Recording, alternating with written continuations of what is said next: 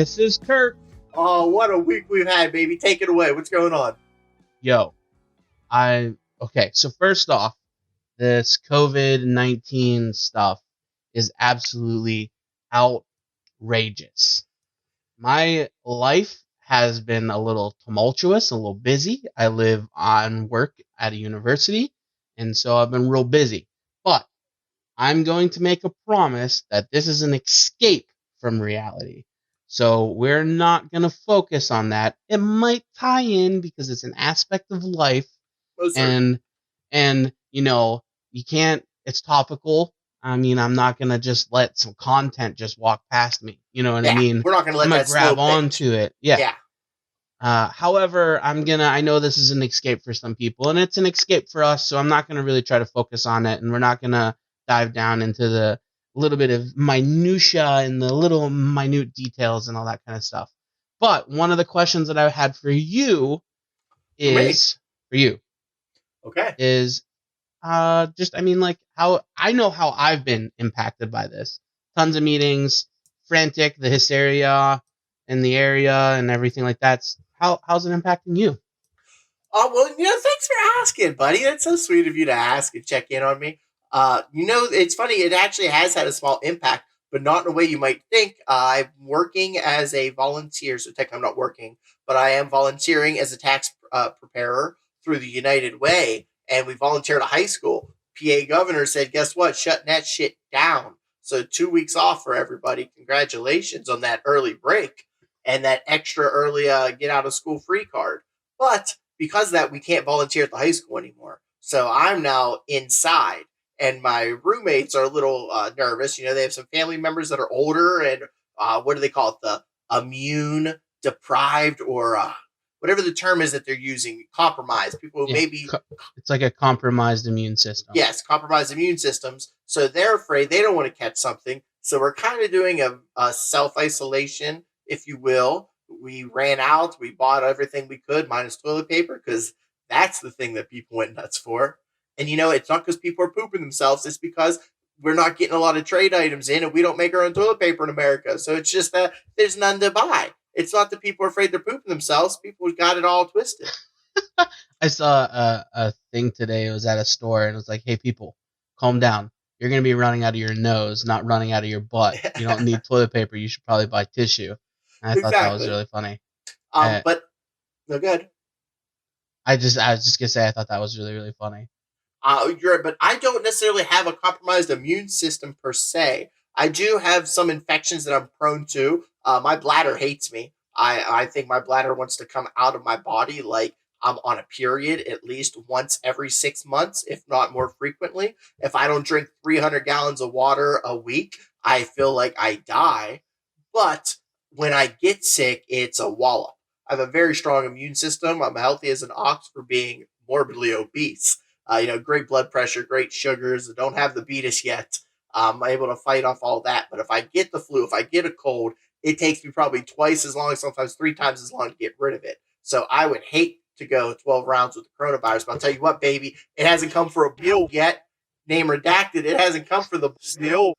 Man, I really don't want to spend the time editing out your name, but thank you. Now I'm going to have to. That's no, bro. There's just 2 of them. I remember whenever it wasn't the swine flu, it was the MRSA scare back in the day, the staph infection. My mom was all nervous. My dad's like, it ain't ever come for one of us. One of us has never got it. We're not taking it. We're not going down. I ain't scared. So I'm just saying, Corona, where you at? I did hear that there is a case of it in Washington, PA. So yes, I've heard that as well. So I'm like, that's my dad out there just licking every doorknob, seeing if he can get it. Yeah. Well, all right. You talked about it. I wasn't going to bring it up. I had no intent on bringing up toilet paper, but you brought it up. Okay? Yeah. I, Turk, am the biggest advocate. I wish they would pay me. I wish I could get a sponsorship. Mm-hmm. But you don't need toilet paper. I'm sorry. You don't need as much toilet paper if you just buy a bidet. Oh, son of a bitch. You brought it up. I wasn't going to bring it up. You brought up toilet paper. I brought toilet paper. You're bringing up a bidet. No one cares that you like to have your butthole squirted. No, that has nothing to do with it. No, it's not a fetish. It's not a kink. It is ideal hygiene. We can put a man on the moon, but we're still using the archaic, crappy toilet paper to rub in between our cheeks. When your body is dirty, how do you get it clean? I take a shower. Yeah, what do you use? Water. Okay, so you just rub toilet paper on your armpits when they start to stink? No. You put water and soap, you get the nasty oils and everything out of there. So why is a bidet bad? I don't know, Turk. I don't know. I just So, don't like the idea. so I a long time ago, I don't remember what friend got on the trend. We started on the wipey trend. Wipies are great, but they're not always the best for sanitation systems. Sometimes when you flush your toilet, wipies, they don't dissolve, they build up. But you know what does work? Water. Bidets are amazing. I think every human in the world should buy one. I think that they should be in public restrooms. Japan does it. And when you go and use a restroom in Japan, that's when you're a tourist and you go to Japan, top 5 things you talk about: the fancy steak, vending machines everywhere, green tea, fluffy pancakes, cool bathrooms. I think I said 6 things, but whatever. So we're I, working on that. so as my fat guy certified, technology advice, whatever, I swear by and think every human should get a bidet. And there's this misconception that people need to buy big fancy ones or need to replace your whole toilet system. You don't. You can go on Amazon right now, type in bidet, and there are attachments for your current toilet that all you need to do is add a third, like a pipe, like a little nylon, or not nylon, but like one of those corded water pipes, and then it changes your whole system, and you've got a working bidet. I swear by it. You can get one for $30. You can get one for $50, and there's even toilets on there for like $3,000. But you can get one that works, that does everything you need it to do for under $50. And I've had friends that have reached out to me in the past couple of weeks that have uh, said, "What brand do you get? What brand do you want? Recommendations? Do you need hot water? Do you need cool water?" And it is making me feel invigorated, because and I look at my social media and I look at my posts. I've been broadcasting out and um, I can't think of the word right now, but like acknowledging and advertising for bidets for years. Yeah, you And have, and it's annoying. I just think everybody should get one. And you don't need, like, who needs thousands of rolls of toilet paper when you got a butt cleaning device attached to your toilet? And I'm all about smarter work, like work smarter, not harder. Just go ahead and make yourself permanently disabled. Someone else wipe your ass. It's worked for me. I mean, yes. However, if you are able-bodied, I'm sure that, and you used normal bathroom facilities, I'm sure that you would appreciate a nice, gentle water caressing and cleansing of your brown eye. As a big man, is it easier to just squirt that butthole one good time and then get it wiped off and walk out the bathroom and be done? 100%. Sometimes when you're a big dude and the goal of wiping your butt with toilet paper is making sure that it's all clean and you don't got any residue, you know what I mean? But Oh yeah. sometimes when you're a big dude and you're in a tiny bathroom, it's tough to get your arm in between your legs, around your hip, however you're going to wipe your butt. When you've got a machine that all you do is you just adjust yourself on the toilet, scoot around, make sure that everything's good, and then you just switch a nozzle, and then it's like 25 seconds of maybe slightly cold, maybe slightly abrasive at first till you get used to it, and then you're clean. Then you just dry off with some TP, and you get up, pull up your undies, walk out. It's perfect. I don't Absolutely like perfect. I don't like some of these. You were just telling me earlier they got some Tom Berger sniper style where you can adjust the aim and the pressure and the pattern of the bidet. Okay, I'm not trying to hit the bullseye. The Well, you don't target's want to two hit the clicks. bullseye. You want it to go over, because like you want it to clean the area. You don't want it shooting right up in there. That defeats the purpose. You want it to clean the area around and knock off any dangly bits, any dingleberries. You want it gone. You're trying to play a carnival game with your poop shoot. No, because you're not. No, not at all. So this is.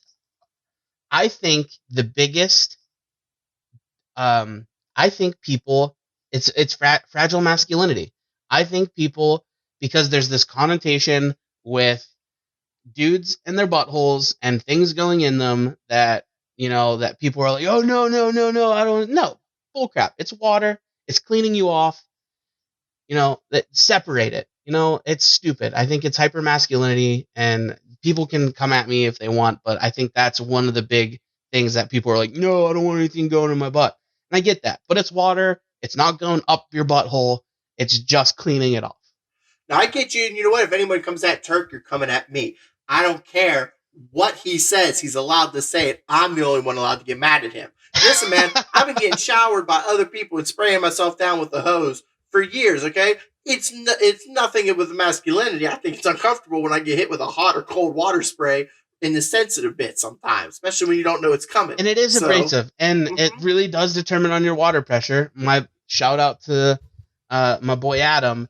His water in his house is ridiculous, and you turn his bidet on the lightest setting, and you might be going through a power washer. And so, like, not all houses and not all systems are made the same. But once he adjusted his water pressure, completely different story. You just got to be careful. But I mean, the intent is to not have it enter you, and to more just caress and clean off. You know what I mean? Okay, I can support that, and I begrudgingly admit that this household that I live in now is now a split bidet household. I did not consent to this, but my two roommates have agreed to buy a bidet for themselves, so they're happy, they're excited. I just hope it goes in the upstairs bathroom, and I never have to see it. But it's discreet and it's hidden as well. They design them so it fits right underneath your toilet seat, and the only thing you see is just a little nozzle that on some systems just retracts up and disappears, and you don't ever see it until you pull it out with the little button on the side. Listen, I'm gonna die on the sword. Okay, this is my civil war that I have to fight against you with. I can never take the side of the bidet. I understand. You're wrong, and opinions can be wrong. And in this case, it is 100% completely wrong. I've had so many people talk to me about um, their bidets, and I think that it's just uh, and like talk to me about it, and then get them and like think about it, and I'm like, especially right now where there's no toilet paper anywhere. Um, if you get a bidet, you're saving a lot of money. I don't want to say it's good for the environment. I don't know anything about that. I'm not an expert in that in any way, shape, or form. I don't know about water waste. Um, but I could see saving money on toilet paper. You're not nearly buying as much because it's doing most of the work. You're right. And right now, where there's no toilet paper to be seen in some areas because of the hysteria associated with the coronavirus, it's probably the way to go. I don't know. And buy them now while they're cheap, because once people get ahead of the curve and start buying like them, the price is only going to go up. So you heard it here first, ladies and gentlemen. Bidets buy while they're low. And if And no, anyone and any companies, want to sponsor us with like their official bidet system, I'm 100% for it, because I've been on Team Bidet for years and absolutely love it.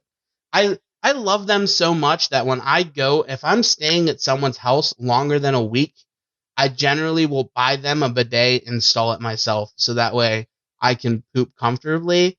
Like, I've got one at the fiance's parents. Um, I feel like I've bought them for other people too. Off the top of my head, I can't think, but I know that like I went and we bought a bidet we originally bought it for a different reason. Um, my fiance's mom hurt her arm, and I just wanted to just make sure that she was able to, take care of take care of herself and not necessarily having full mobility. But also because I was going to be there for like a week and a half, and I wanted to take care of my own needs. Um, Perrier. yeah, yeah. And so I bought it, realized that they have some archaic plumbing system where they didn't have like a modern toilet, and I went to Lowe's twice and bought what I needed to buy to make sure that I could install that thing successfully. Um, I don't know. Hygiene is important. Mouth hygiene, every hygiene everywhere is important. You might as well start taking care of your butthole. So, ladies and gentlemen, Fat Guy Certified says if you're fat, if you're handicapped or in between anywhere else on that spectrum, buy yourself a bidet, get yourself clean, and stay healthy and safe. Skinny, fat, any form. If you squirt Everyone, yourself more than twice, you're playing with yourself. stop it. Stop. Okay, I mean, I'm not gonna comment on that. You're right. You know what? Some opinions are wrong, Turk. But you know what opinion's not wrong? What's that? Supporting our sponsor. Oh, yeah. And so, with that, we're going to take a couple of seconds and you're going to hear from our sponsor for this episode, Anchor FM. Welcome back to FGC Podcast. Thank you for supporting our sponsor. Yeah, check it out. It's great service. It's really, really helped us get this podcast on all of social media and everything. And I think it's a really dope thing to have. And it's really easy to use. And if you're listening on YouTube, maybe you just got to go listen somewhere else to hear who our shadow sponsor really is. It's like we're a government agency. You don't get to know. Yeah, that's true. You're just gonna get some music and hopefully an ad read from YouTube whenever we get enough listeners to pull ads. Maybe, but you know what you do get on YouTube? You get timestamps. So if you're listening on any of our podcast platforms and you're like, wow, these guys are so boring at first, just get to the good stuff. Why don't you check out our YouTube channel at Fat Guy Certified? And all of our video descriptions have timestamps so you can jump around to the good stuff because your time is valuable and we value you. 100%. So I think it's time that we certify something. Well, not necessarily certify, but we talk about the potential certification of something. And rolling with our usual theme, our starting theme, where we're kind of working in Edinboro and working out. I know that this place is a highlight of your Edinboro time, and I've got some very fond memories of it myself. So let's talk about Compadres. Compadres is a Mexican restaurant, Tex-Mex Mexican restaurant in the Edinboro area. They've got some stores elsewhere too, and I think you prefer one of the other stores to the Edinboro one, correct? I do prefer the one in Meadville. It is a local chain. So it's not a franchise that's worldwide, but it is in this area. There's a few of them. There's one in Sagertown. One in Meadville. There's one in Edinboro. There's an Express in Ohio. And there's also an Express Compadres in Grove City, which I have not tried the Grove City or the Ohio one yet. But okay. Edinboro and Meadville, this Compadres, it's great. It does have some Tex-Mex, but it's more authentic, or at least their idea of authentic Mexican. Great place for some cheap tacos back in the day. Great quesadillas, good custom dishes. It's an all-around good experience in my book. And I'm glad that you did bring up the term authentic because I would like to argue against that. So it's going to be interesting when we talk into food quality and get in there. But the Compadres is a pretty fun place for us because I recall in my highlight memory of us visiting there is this was just like really the budding of our friendship. Yes. And when we were working together, and they just had opened up, and I think it was Dustin, who was one of our PA or RAs with us, goes, guys, you want to go try that place? And we were both like, well, we've got class. And then we just looked at each other and we were just like, class is optional today. Let's go. Yes, it is. So we hit up Tyler, who's an RA with us. I think wasn't Tyler. No, we didn't know Tyler yet, man. This is just you, me, and Dustin. Oh, so it's just me, you, and Dustin, and we just rolled in the van and we went to Compadres and we ordered, I think, everything on the menu. We ordered a lot. There's some pictures on some of our social media of that table. They sat us at a table that could probably seat 6. And the table was just all spread out because at that time it was brand new. We didn't know what we were getting into. So every dish came with a whole plate of beans and rice and little pico. Mexican salad. Yeah, they call it salad. But yeah, it's pico and tomatoes and lettuce and sour cream all on a plate. So we each had like 2 dishes. We got 2 sides. We're like, well, what's a taco or a burrito? That's probably shareable. No, it's its own giant entree. There was so much food on the table. I think a couple of us may have gotten a few margaritas. So we had big fish bowls on the table. Yeah, they were non-alcoholic margaritas because they didn't have a liquor license yet. But we did get like just frozen strawberry drinks, so that was pretty good. Yeah. And so, yes, compadres. Now, I mentioned before, I love the food at the keg that we talked about last week, even though it's right down the middle, and we gave it a 3 out of 5 for the keg. Compadres is my favorite place to eat in Edinboro. I will swear by that. I will die on that sword. I'm going to use that term one more time. Compadres is the best place to go in Edinboro, Pennsylvania for any kind of food. It is the best quality food. You don't want to go to the Ocean Buffet for their buffet, even though sometimes you just want to spend $8 and get really, really full and really, really sick. Okay? You don't want fast food chains. You don't want bar food. Compadres is the best food in Edinboro. I think the reason why so many people like compadres is that it's different. If you Yes. go to all of the restaurants in Edinboro, they all have the same menu items. They all have wings. They've all got pizzas. They've all got salads. They've all got fried food. Compadres is completely different. They do have some, like they've got like cheese sticks and jalapeno poppers and things like that, but really it is a different palette and has a solely different flavor profile than than all the other places you're gonna get. So I think that I'm not gonna say it's the best food in Edinboro, but it is the most unique and it is the most different, so that it does set itself on a different level than all of the other restaurants. Okay. And So while we're jumping. Yeah. Oh, Go ahead. so while we're talking about food, let's talk about food quality. I Yeah. know we're already kind of there, um, but I'm gonna give it. Um, Honestly, I think I will give it a 4.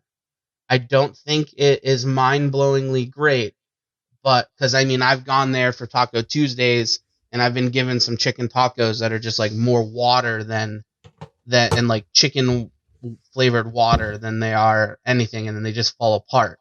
Um, However, when you get into like the quesadillas and the burritos and those kind of things, it is really really good. And um, but again, it's also not. I don't necessarily think they're using like prime ingredients. So um, but with what they're using, it's still very good, and the flavors mix well together. Um, and I will talk about this now. It is more Tex-Mex to me because when I have not been to Mexico. I will clarify that. But I've eaten food at a lot of restaurants that are owned by um, individuals from Mexico. I've gone to some areas that um, in the United States that are really close to the Mexican border, and there is a big jump in between authentic Mexican Mm-hmm. to with what Compadre serves as their authentic Mexican. But that really does correlate with the ingredients that are provided and the ingredients in the area and what you can buy. They're not going to be able to access all the spices and everything in white middle America, Pennsylvania, you know what I mean, that they might have like on the border down by um, where they're from, or like even closer to like Central America. Um, so I understand it. But like a authentic taco is going to be your corn tortilla with your meat, cilantro, onion, nothing else. And when you get an authentic taco at Compadres, you're getting some cheese and you're getting some other stuff that has heavily been influenced into what America considers Mexican food. If that if you're picking up what I'm putting down. And I get you. I would say you're right. And for rural Pennsylvania, this is the most authentic thing you can get. You are Yeah, exactly right, though. Is it what they would serve in Mexico? Probably not. You still there? yeah, I'm here. Okay. Everything dropped off. Sorry. So my food quality, 100%. I'm going with you. I'm giving it a 4, just like you are. I've had so many different things on this menu. Have they had some duds along the way? Yes, but that's because no one is perfect. Sometimes my quesadilla has been a little dry, but I've had quesadillas. I've had the nachos tejanos. I've had the pollo ranchero. I've had the cherry pollo. I've had everything I can imagine. Taco salads, the tacos. Back in the day, a dollar taco, fantastic. So much better than you'd get at a Taco Bell. Okay, you can't even get a taco for $1 anymore at Taco Bell. And now with the government and with the financial situation that the world is in, inflation exists. So now the $3 tacos are more like $7 tacos, but it's still great food. I still crave it on the regular. And so compadres for me, it's a four. Okay. I'm gonna lean into customer service here. Oh yeah, we didn't really talk about our scale. FCAA, food quality, customer service, aesthetic accessibility. We're on the customer service. It to me, I would say maybe this is an area where it might take the hit. For me, um, sometimes it's uh, super busy, so I can understand people are running around, they're doing a lot. Um, but sometimes I've seen managers just like sitting there while their waitresses are like serving like 22 tables and they could pick up the slack. Um, Sometimes if there's like issues with your bill, like I don't know, there's some issues in the customer service that I think that there's a little left to be desired. However, there are some waiters and waitresses there that carry that restaurant on their shoulder. Um, Yes. there, well, I strictly, specifically remember a young woman that worked there. She always called us Chico. She was absolutely amazing. She got everything done when we needed it done. She was so friendly, so nice, so informative. When we would, I remember one time, I think it was, I don't remember who it was that asked for hot sauce, and she asked like if you wanted real hot sauce, like Mexican hot sauce, or if they just wanted like Oh yeah, that's my favorite story. You're a wuss. You hate spice. You're a baby, and you were was crying. Was was okay. I'm a changed man. Okay, I'll believe it. We did do a hot ones challenge before, and you kept up with me, so I am proud of you. You have grown over the years, but you were afraid of all hot sauces and all spice, and they had the El Yucateca green chili and the red chili. And I said, "Excuse me, ma'am. Like, I want hot sauce. Which one of these are hotter?" And she just looked at them and me and said, "Oh no, mijo, no spice, no spicy." She said none of those hot sauces are spicy. She said she brings her own hot sauce in because that's real spice. So I love that you couldn't take anything on the table, and the own waitress said, "No, no, no, none of these are spicy." So yeah, I love Oh, it. She that had was fun me. with Yeah. us. I just was displacing my embarrassment Oh, I'm and not going to thought it let was that somebody happen. else, but Yeah, I'm glad that it was me that was the culprit there. But I've eaten since that time. I've consumed quite a lot of hot sauce and continue to do so, and in growing my palate. Um, Carolina Reaper, I did that. So and you did uh, that for me, and I appreciate that. And I love you. of course. So my number, customer service, I'm gonna go 3. It's good, but it ain't great. Also, there's that one guy there. I wish I knew his name. But he would just tease me, and just like he had that he would make jokes, and like he was just on top of his A game. So their servers are great. I would say their managers are maybe a little left to be desired. If that. Yeah, and there was a regime change at some point, and so some of the service changed at that point. There's like phase one compadres, and then there's phase two current compadres.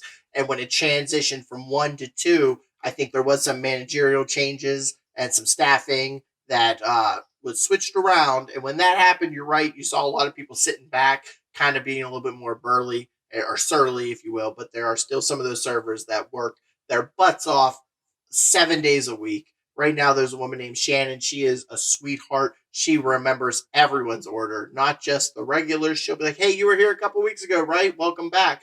You still want that chicken done the same way." She is good at what she does. So some people are 5, some people are 2. I think we go right down the middle. I'm going to give it a 3 with you. Okay.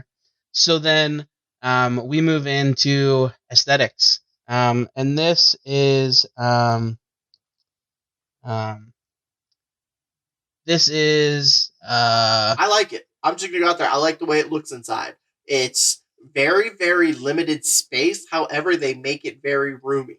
They have a lot of booths up and down the centers. They break it down. There's the left side and the right side. The left side has that column of booths that cuts right up the middle. So there's booths on the left side of the wall and right side of the wall. And then up against the window, up against the far walls, there's tables. So they really get people in there, but everything's adjustable. You could slide things around. There's the really big booth on the table ends, are on the wall end, so you can have like a party of 6 or 8. I love the horseshoe style bar that they have, shape bar on the right side of the bar, right side of the restaurant. So there's plenty of room over there. Lots of light. They have some cool decorations on the wall. I like the paint. I like the murals. I like all the decorations they got going on. I like that the TV has El Rey and a lot of Spanish television on at all times. It really makes you feel like the TV is more for them than for you, and I appreciate that. I really love the aesthetics. I'm gonna co-sign all of that. I don't have any disagreements. I think that, and if the TV's on, not on, it's always some authentic Latino music that's playing. I think that when you're going into a Latino restaurant, um, and that they fit everything, the decor, the menu, everything. You know what you're going into when you get in there, and they're not like comical or cheesy about it. Like this is like what seems like a really aesthetically pleasing like Latino restaurant. So I agree with you. What would be your number? I think I'm going to go ahead and give that one a 4. Okay, yeah, I agree. Uh, no disagreements there. So moving on to our last A, accessibility. Um, I'll this one's kind of your lead there. What do you think? Oh, well, I could definitely take it from here. Thank you so much for passing it over to me. So, when it comes to accessibility, Compadres is pretty good. They only have the one entrance, but it's okay. It's plenty big enough.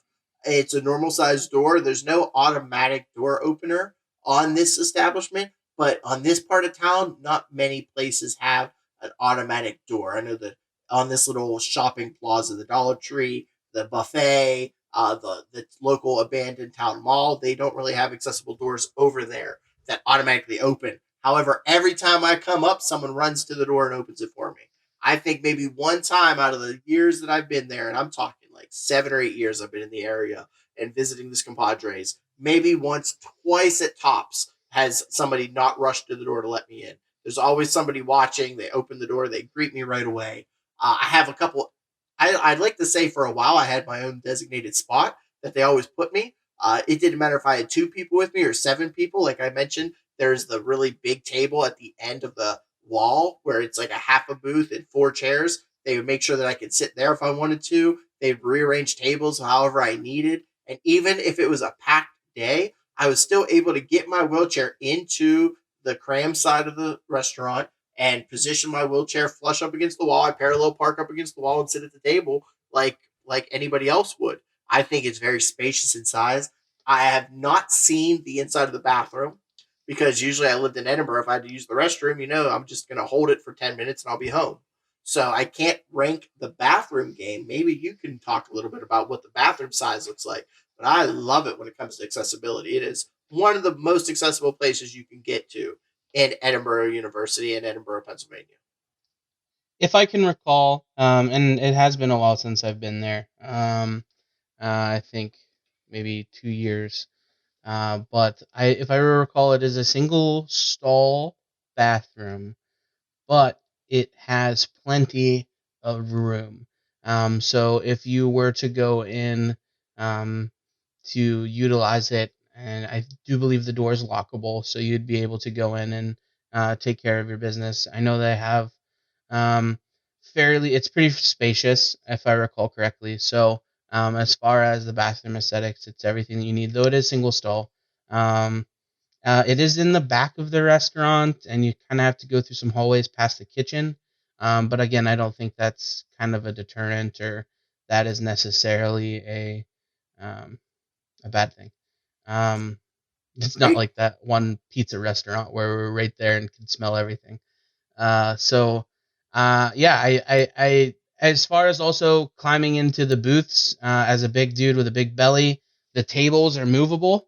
So, you can sit at a booth at this establishment. It's not like mounted into the wall, at least some of them. So you can maneuver it so that way you can sit comfortably. So like you can push the table a little bit, in the other direction. So if someone wanted to squeeze in, chairs are sturdy. I don't think I've ever really worried about like breaking a chair or following through it when I'm sitting there.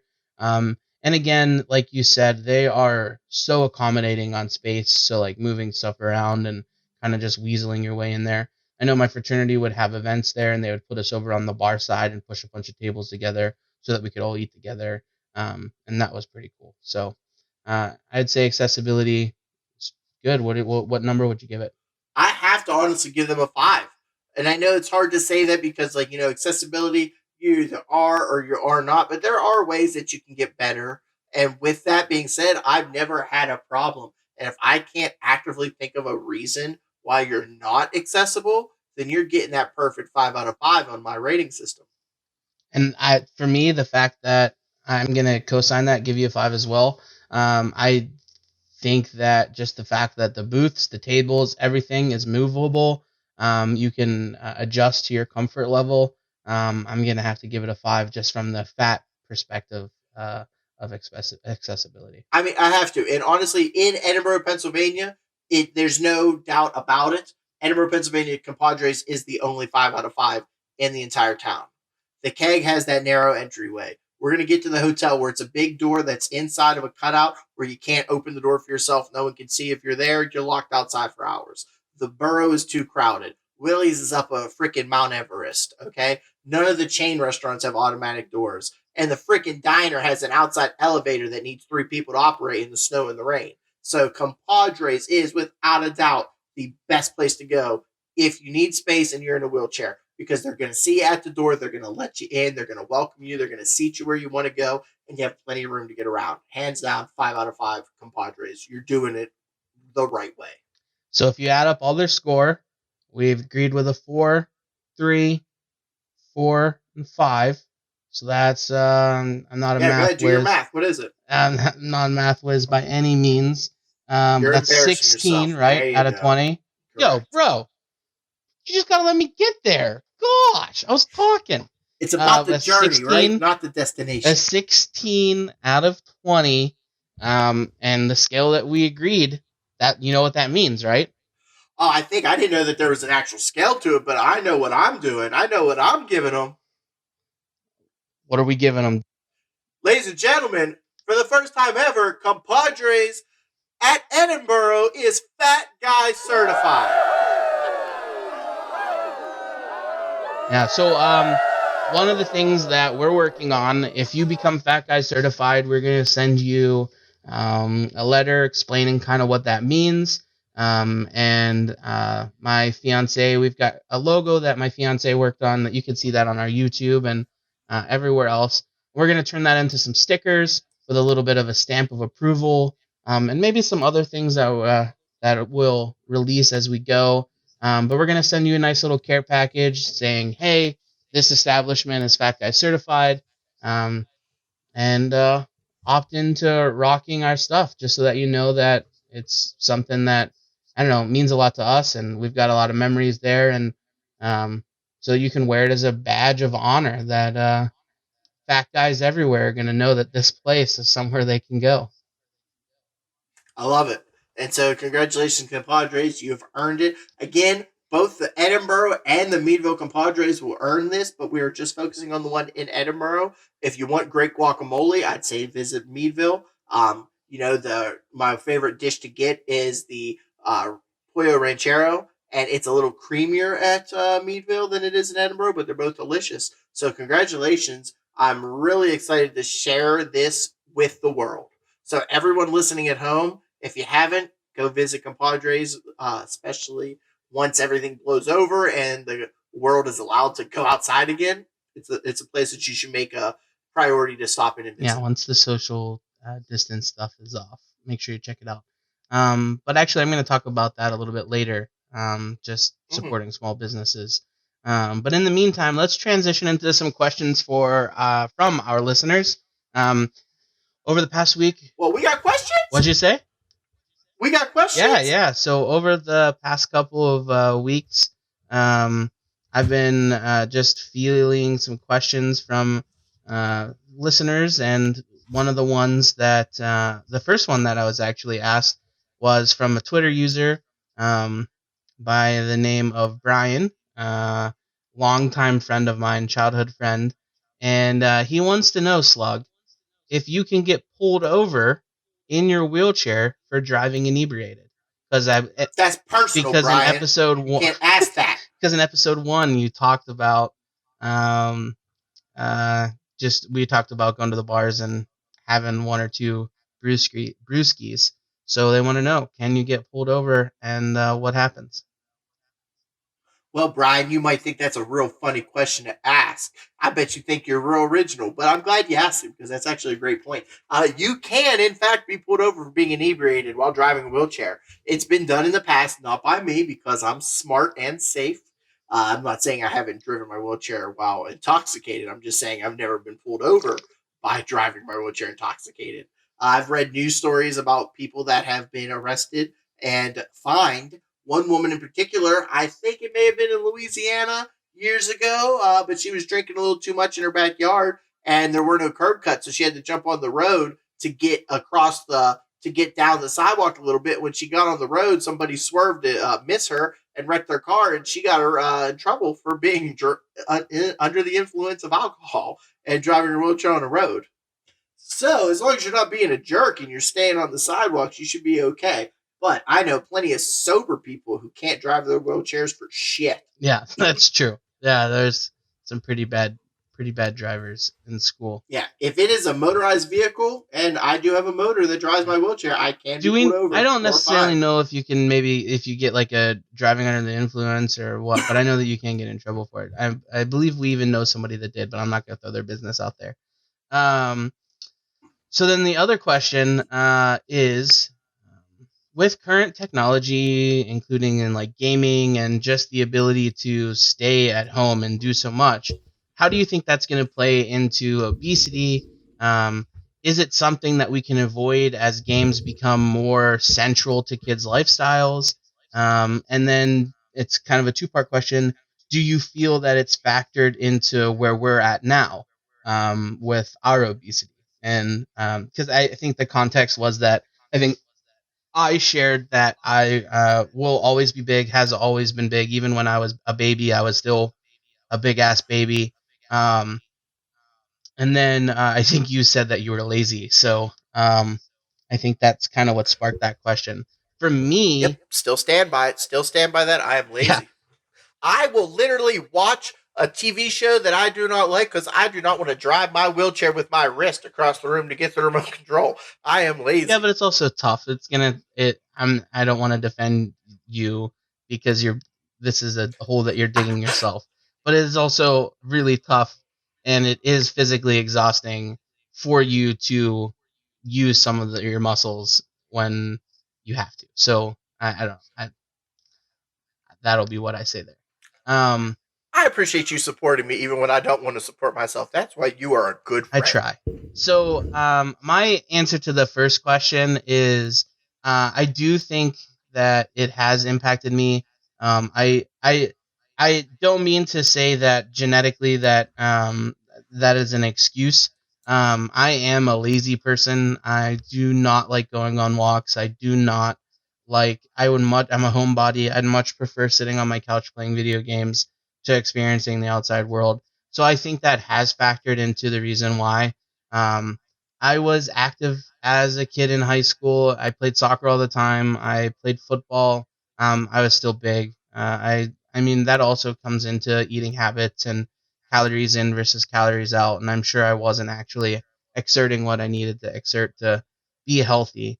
Um, but I think that with gaming and with technology, I think there is going to be an impact where um, kids are going to have that battle where they're not going to be going outside. They're not going to um, really be experiencing those things because the alternatives are just as enjoyable and different. But I don't necessarily know if it's going to be as bad as people think because there's still going to be sports, there's still going to be people, there's still going to be healthy people, there's still going to be people. I really think it comes down to role models.